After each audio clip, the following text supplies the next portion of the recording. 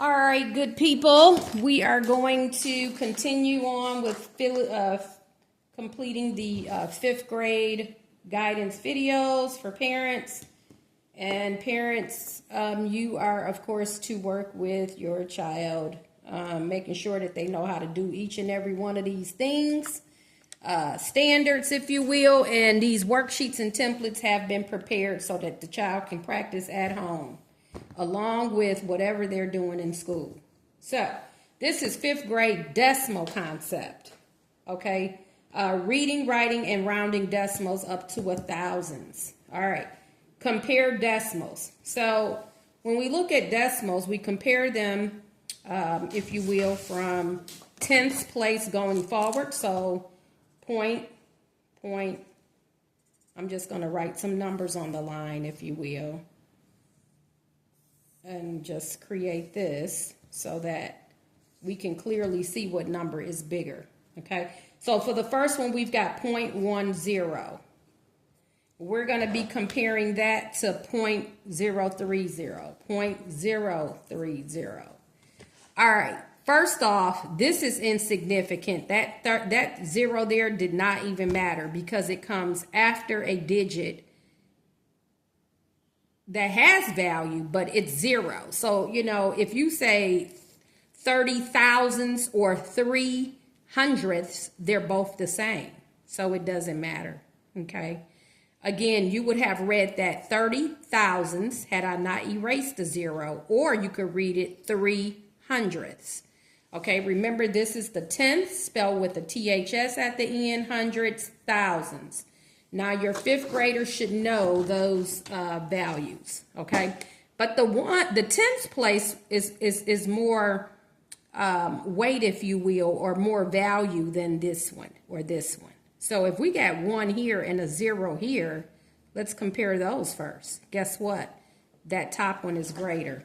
So again, let's make sure we know how to write the greater than less than sign. So 0.10 is greater than 0.030.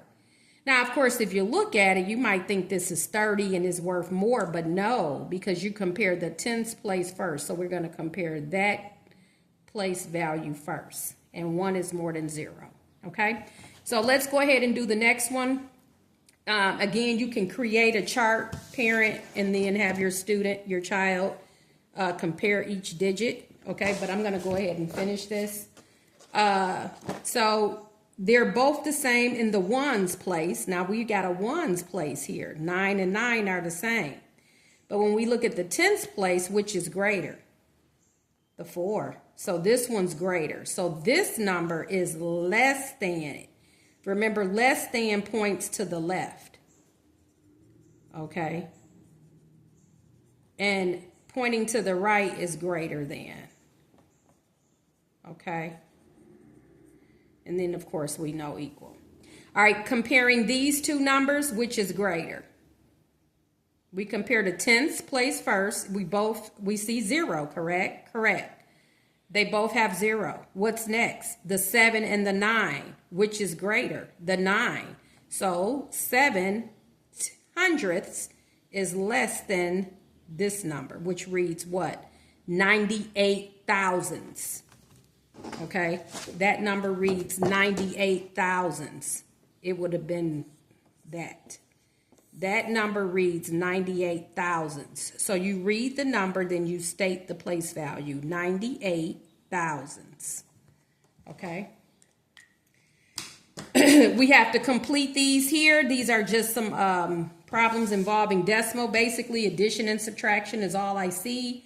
So what we're going to do is just line up the decimal point for each problem. And we can use the template, the worksheet for that, okay? All right, so we've got 0.5. I don't need to write the 0. I'll put the 0, but you don't have to put the 0 there. It's unnecessary. 0 point, just keep the decimals lined up. 0, 9. Now, you could go ahead and put a 0 that you don't see there if that'll help you, okay? And then go ahead and add. We've got 9 and then 5. So that's 0.59, okay? 0.59. Here we've got 0.53, 0.53, and then 2. It's good that I put that 0 there. Well, 2 is a whole number. So notice how I wrote that. It's 2 point, you could put 0, 0, it's okay. 3, 5, and then 2. So this is, oh, wait a minute. We would have to solve. That was not the problem. It says 0.53 plus a number equals 2. So how do we get this other number? We're going to subtract 0.53 from 2. So 2.00 subtract 0.53 would give us this number. Okay, remember the fact families? Okay, and we know that if we get an answer to an addition problem, if we subtract the bottom number, we should get the top. And it doesn't matter. If you subtract the top number from the answer, you should get the other number. It's just that way. That's the rule, right? All right, let's go ahead and subtract. We got to regroup. 1. Carry that little 1 over each time.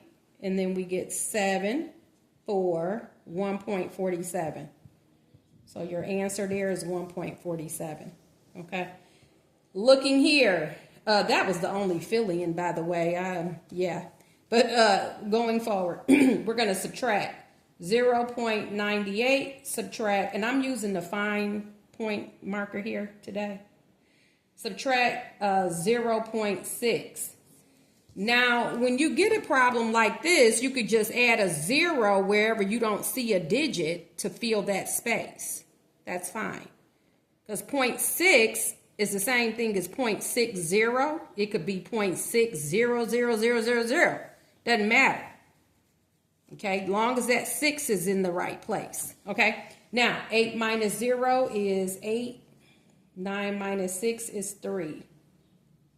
Our answer is 0.38. 0.38. Okay, same thing. Here, I'm going to subtract. And again, looking at this, I'm just going to add a 0 there as a place, place to hold the place, if you will. Okay, subtract. 0 cannot subtract 2. That's a 2. So we're going to get 1 from there. 8, 5, point, and then 1. 1.58. Okay. Going on to the next one here, you got 0.25 plus 0.40, because remember I can add a 0 on, so I have something to work with that 5. I'm adding, so it doesn't matter. 5. 2 plus 4 is what? 6. So this answer is 0.65. Okay. Going on to the next one. X minus 0.3 equals this number. So if we have a number, we can put an X there. X minus. Now remember back to equations. In order to find the value for X, what should we do? The opposite of whatever we're doing to it. So if we add it, because right now we're subtracting something from it. So if we added that same thing to it, it'll get X by itself. So let's do that. And do whatever we did on that side to the other side.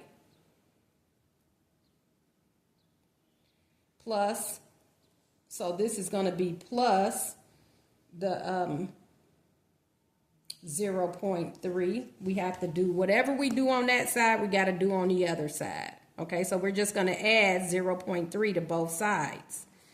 Okay, so X is going to be 0.51. That will be your answer. Okay, 0.51. Okay, if you take 0.51 and subtract 0.3, you will get 0.21 or 0.21. Okay?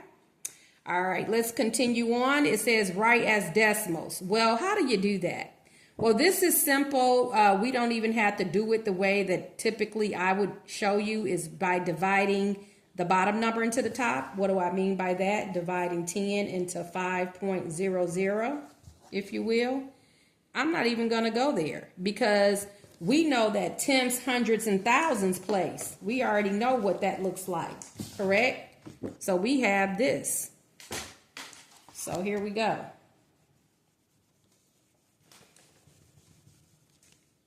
Okay, so this is your decimals. Point and point. We got 3 of them to write. Okay, so they're telling us to write 5/10. Well, that will be 0.5 because that's tenths. This is tenths, this is hundredths, and this is what? THS on the end, correct? And then this will be thousandths. Okay, 1 0, 2 zeros, 3 zeros. 1 place to the decimal, 1 place to the right of the decimal, 1 0. That's your tenths place. Remember, there's no such thing as ones. This is your tenths. This is your hundreds. It's 2 digits to the right of the decimal. It is over 100. 3 digits to the right of the decimal is over the thousands. And 1,000 also has 3 zeros. So it's a good way to remember it that way. So we've got 5/10, so that would be 0.5. If we've got 34 hundredths, how would you write that? Have you written it yet? 0.34. Okay, and 11 hundredths will be 0.11. Simple. Simple, simple, simple. Okay? All right, that concludes that particular worksheet, and now we're on to the next. There are 3 worksheets that are a part of this decimal concept. It's 3 worksheets. So I'm going to go ahead and do the next one, which is the last one. Making math count that revolves around decimal concept for 5th grade.